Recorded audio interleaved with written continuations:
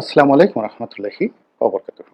সম্মানিত দর্শক, দেশে সেনাবাহিনীর শাসন নিয়ে ব্যাপক আলোচনা হচ্ছে সামাজিক মাধ্যমে, চায়ের আড্ডাতে, ঘরে এবং বাইরে, পক্ষে এবং বিপক্ষে।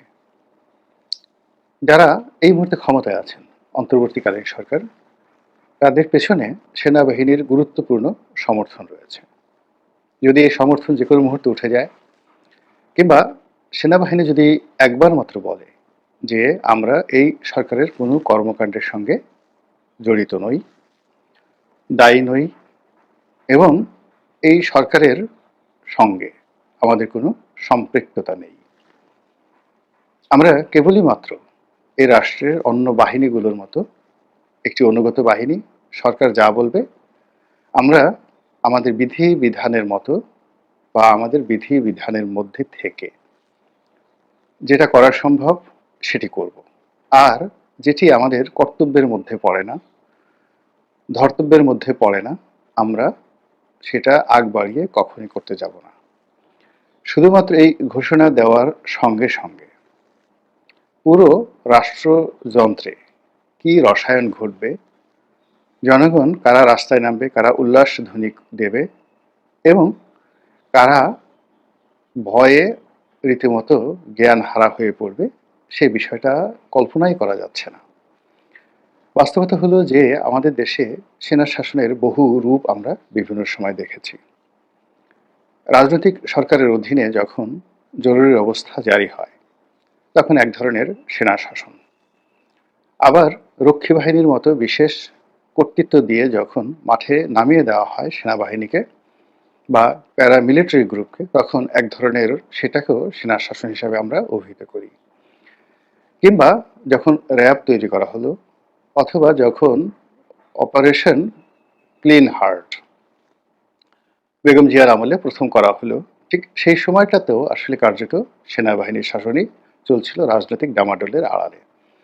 আমাদের দেশে সরাসরি জিয়াউর রহমানের সাহেবের এবং হুসেন মোহাম্মদ এরশাদ সাহেবের অধীনে সেনা শাসন ছিল, এবং তারা যে সময়টি আবারও শুরু হয়ে যেতে পারে সেনা শাসন।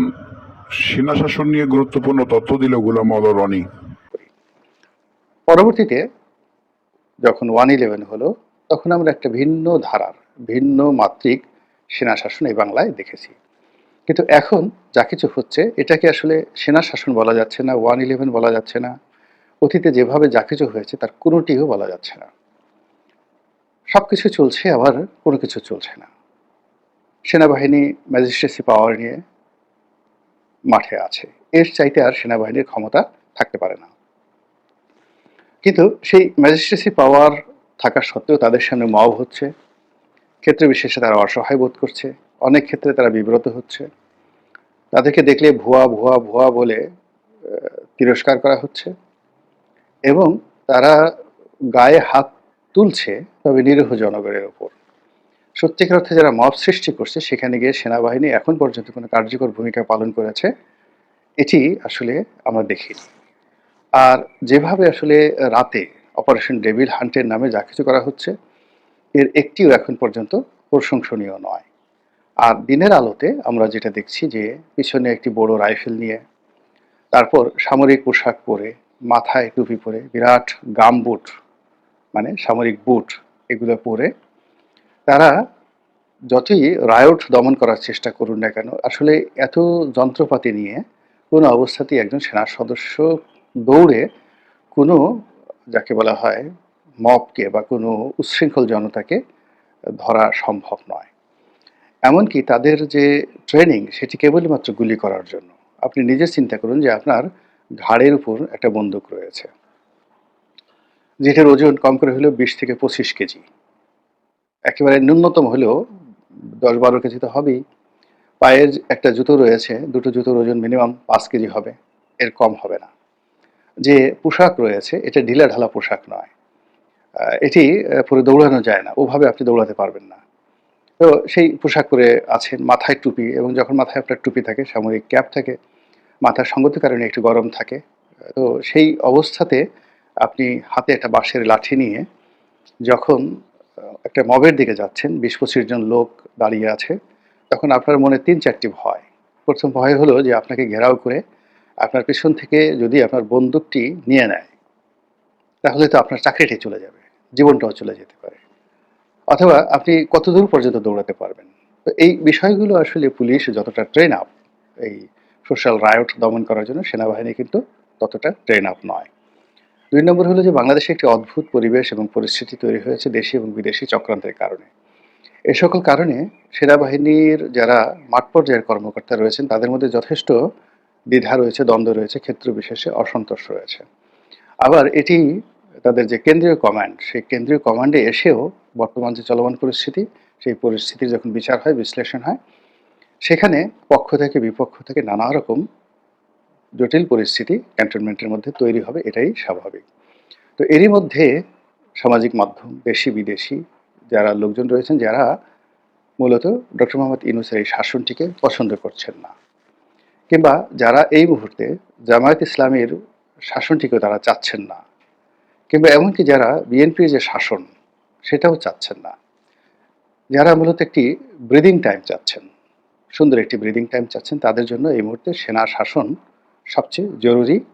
সারা বাংলাদেশ যদি একেবারে গঙ্গা জলে বা পদ্মা নদীতে ডুবে যায়, তবু তাদের কিছু আসে যায় না। তারা এই মুহূর্তে মূলত ওই বিষয়গুলো থেকে রক্ষা পেতে চাচ্ছে। ২ নম্বর হলো বাংলাদেশের যে আইন শৃঙ্খলা, এটি আপনি তথ্য দিয়ে, ডাটা দিয়ে আপনি মানুষের স্বস্তি বা অস্বস্তি প্রমাণ করতে পারবেন না। আপনি যদি বলেন যে আওয়ামী লীগ জমানাতে প্রতি মাসে কয়টি খুন হতো, ধর্ষণ হতো, আর এখন কয়টি হচ্ছে, কিংবা আওয়ামী লীগ জমানাতে আলু পটল পেঁয়াজের দাম কত ছিল, এখন আলু পটল পেঁয়াজের দাম কত, দাম তো কমে গেছে অনেক জিনিসের। এই বিষয়গুলো নিয়ে যদি বিতর্ক করতে যান, এটা একটা কি বলবো, নির্বুদ্ধিতার আপনি পরিচয় দিবেন। মূল ব্যাপার হলো যে পেঁয়াজের দাম যদি ২০০ টাকা কেজি হয়, ৭০০ টাকা কেজি হয়, এটা কোনো সমস্যা নয় যদি মানুষের ক্রয় ক্ষমতা থাকে। আর পেঁয়াজের কেজি যদি ৩০ টাকা হয়, তাহলে মাঠ পর্যায়ে পেঁয়াজের কেজি ১০ টাকা। এটি একটা অর্থনীতির জন্য অশনির সংকেত। এবং এই ৩০ টাকার পেঁয়াজ কেনার মানুষও যদি না থাকে এবং সে এই অবস্থাতে বাজারে যদি পেঁয়াজ পচে যায়, এটি একটা ভয়াবহ খেলা। দ্বিতীয়ত, বাংলাদেশের পেঁয়াজের যে উৎপাদন, এই উৎপাদন খরচ কোনো অবস্থাতেই ৬০ থেকে ৭০ টাকার কমে নয়, কোনো অবস্থাতেই কমে নয়। ফলে প্রান্তিক অবস্থায় যদি আপনি ১০ টাকা দিয়ে পেঁয়াজ কিনেন, তাহলে কৃষক সেখানে কত টাকা লস করলো, এবং তৃণমূলে এই যে লস হয়ে যাচ্ছে, এটি আপনি কিভাবে সামাল দেবেন? যারা অর্থনীতিবিদ রয়েছেন তারা প্রান্তিক এই হিসাবটি খুব ভালো করে জানেন। ফলে কিছু দ্রব্য সামগ্রী রয়েছে যেগুলোর মূল্য যদি বৃদ্ধি পায়, যেটা স্থানীয় প্রোডাক্ট, সেটা খারাপ হয় না অনেক ক্ষেত্রে। কিন্তু আমদানিকৃত পণ্য যেগুলো বাংলাদেশে রয়েছে, সেগুলোর ভেজাল হচ্ছে, সেগুলোর দাম বৃদ্ধি পাচ্ছে, সেগুলো বাজারে অ্যাভেলেবল পাওয়া যাচ্ছে না। বিশেষ করে এই মুহূর্তে আপনি যদি সয়াবিন তেলের ঘটনা মনে করেন, এই সয়াবিন তেলের মধ্যেই সরকারের সফলতা কোন পর্যায়ে রয়েছে সেটা আপনি টের পাবেন। এইবার রোজার মাসকে কেন্দ্র করে আপনি যদি শপিং মলগুলোতে যান, তাহলে দেখতে পাবেন যে কেবলমাত্র একটা বিশেষ শ্রেণী যারা বিদেশে থাকে, বিদেশ থেকে টাকা পাঠাচ্ছে, কেবলমাত্র তারা এই সময়টিতে শপিং করতে পারছেন। কিন্তু যারা স্থানীয় ব্যবসা বাণিজ্যের সঙ্গে জড়িত, চাকরি বাকরির সাথে জড়িত এবং নির্দিষ্ট আয়ের সঙ্গে সামঞ্জস্য রেখে যাদের জীবন পরিচালনা করতে হয়, তাদের সকলেরই নাভিশ্বাস শুরু হয়ে গেছে। ফলে এই শ্রেণীটি যারা এই মুহূর্তে দুর্বিষহ একটি সময় কাটাচ্ছেন, তারা মনে করছেন যে বর্তমান শাসনের চাইতে সেনা শাসন তাদের জন্য গুরুত্বপূর্ণ। এর কারণ হলো তারা ডক্টর মোহাম্মদ ইউনূসকে দেখেছেন, ওনার পক্ষে কি করা সম্ভব, মোটামুটি বাংলাদেশের যে একটা তেলাপোকা, সেটাও বুঝে গেছে যে গত ৭ মাসে যে লোক এই কাজ আমাদের জন্য করেছেন, আগামী ৭ বছরে তিনি আমাদের জন্য কি কি করতে পারেন, এটি এই বাংলার টিকটিকি, তেলাপোকা থেকে শুরু করে পশু পাখি, গৃহ কর্মী থেকে শুরু করে আরো অনেকে, প্রান্তিক জনগণ, এখন খুব অল্প বুদ্ধির মানুষ যারা রয়েছেন, তারা সবাই এটা বুঝতে পেরেছেন। দ্বিতীয়ত, আওয়ামী লীগ যদি আবার ক্ষমতায় আসে, তাহলে তারা কি করবে? তারা কি ডক্টর মোহাম্মদ ইউনূস, তার যারা লোকজন রয়েছেন তাদেরকে ধরে ধরে কোলাকুলি করবেন, তাদেরকে চুম্বন দেবেন, তারপরে এই বিপ্লবের সঙ্গে যারা জড়িত তাদেরকে খুব জামাই আদর করবেন? তারা কি বিএনপির সঙ্গে বন্ধুত্ব করবেন? এই যাকে বলে আমরা ভারত থেকে এলাম, আমরা ভারতে গিয়ে বুঝতে পেরেছি যে আমাদের বিএনপি ছাড়া অন্য কোনো বন্ধু নেই। ফলে বিএনপি এই সময়টাতে আমাদের বিরুদ্ধে যে মামলা দিয়েছে, তারপর গায়েবী মামলা দিয়েছে, কোর্ট কাছারিতে আমাদেরকে লাথি দিয়েছে, গুঁতো দিয়েছে, আমাদের উকিলদেরকে দাঁড়াতে দেয় না, চড় দেয়, থাপ্পড় দেয়, কিল দেয়, ঘুষি দেয়, চাকরি বাকরি সব জায়গা থেকে আওয়ামী লীগের লোকজনদেরকে ঝেঁটিয়ে বিদায় করেছে। কাজেই আমরা সেই বিএনপিকে এখন চুমো দেব। জামাতকে তারা কি করবে? জামাতকে তারা মাথায় করে নাচবে। এরা আল্লাহর ওলির দল, টাটকা ওলির দল। এই দলের লোকজনকে যদি আমরা সম্মান না করি, আমাদের জাহান্নাম ছাড়ার কোনো গত্যন্তর নেই। কাজেই তাদেরকে সম্মান করবো। আওয়ামী লীগ এই কাজ করবে নাকি ভিন্ন কিছু করবে? তো জনগণ এই অশান্তি চাচ্ছে না। বিএনপি যদি এই মুহূর্তে ক্ষমতায় আসে, তাহলে এই মুহূর্তে যা কিছু হচ্ছে, তাদের যারা লোকজন যে কর্মকাণ্ডগুলো করছেন, এগুলো বন্ধ হবে। তারপর শেষে যারা চাঁদা নিয়েছেন তারা চাঁদা ফেরত দিবেন, তারা সবাই জেলে যাবেন এবং বাংলাদেশ একটা যাকে বলা হয় জান্নাতের টুকরো হয়ে যাবে। এ কথা যারা বিশ্বাস করেন না, তারা সেনাবাহিনীর শাসন চাচ্ছেন। সেনাবাহিনী যে খুব বেশি ভালো করবে বা ভালো করতে পারে, এটির নজির রয়েছে বহু দেশে। আবার সেনাবাহিনী যে খুব খারাপ করে, সেটারও খুব নজির রয়েছে বহু দেশে। কিন্তু মানুষের চিন্তার জগৎটা এখন এমন একটা পর্যায়ে পৌঁছে গিয়েছে যে একমাত্র সুসংবদ্ধ এই বাহিনীটি ছাড়া মানুষ কল্পনা করতে পারছে না, একটা বিশেষ শ্রেণী। অন্যদিকে যারা বুদ্ধিজীবী যারা লোকজন রয়েছেন, কথাবার্তা বলেন, বিশেষ করে আমাদের মতো যারা মাঝামাঝি পন্থা অবলম্বন করেন, তারা সেনাবাহিনীর শাসনকে সঙ্গত কারণেই পছন্দ করবেন না। কেন করবেন না? এখন যেভাবে মুখ ঝুলিয়ে, গাল ঝুলিয়ে যাকে ইচ্ছে তাকে গালাগাল দেওয়া যাচ্ছে, সমালোচনা করা যাচ্ছে, পত্রিকায় কলাম লেখা যাচ্ছে, তারপরে কোথাও একটা টেলিফোন করে সিভিল অ্যাডমিনিস্ট্রেশনকে কথা বলা যাচ্ছে, কিন্তু সেনাবাহিনীর যারা লোকজন কমান্ডে থাকবেন, তারা কারো টেলিফোন ধরবেনও না, কথাও বলবেন না। ইচ্ছা মতো তারা যদি দুর্নীতি করেন, ও দুর্নীতি বন্ধ করার কোনো ক্ষমতা থাকবে না। তারা যদি ভালো কাজ করেন, তাও বাধা দেওয়ার মতো কোনো ক্ষমতা থাকবে না। অর্থাৎ এক্সট্রিম একটা অবস্থার দিকে চলে যেতে হবে। এই যে এক্সট্রিম যে অবস্থা, এই অবস্থায় আমাদের এই সমাজের একটা বিশেষ পার্সেন্টেজ যারা সমাজে রয়েছেন লোক, তাদের অনেকের সর্বনাশ ঘটিয়ে ফেলবে। তো কাজেই এই সব মিলিয়ে নানা রকম গুজব, নানা রকম বিপত্তি, নানা রকম আপত্তি, নানা রকম আশা এবং আকাঙ্ক্ষা এই সেনাবাহিনীকে নিয়ে বাংলাদেশে ঘুরপাক খাচ্ছে, টেকনাফ থেকে তেঁতুলিয়া পর্যন্ত।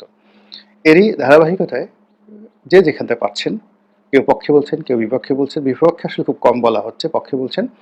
আর এই ঘটনাটি যেন ঘটে, যে যার অবস্থান থেকে দোয়া পড়ছেন, দরুদ পড়ছেন, তসবিহ পাঠ করছেন, তাহলিল পাঠ করছেন।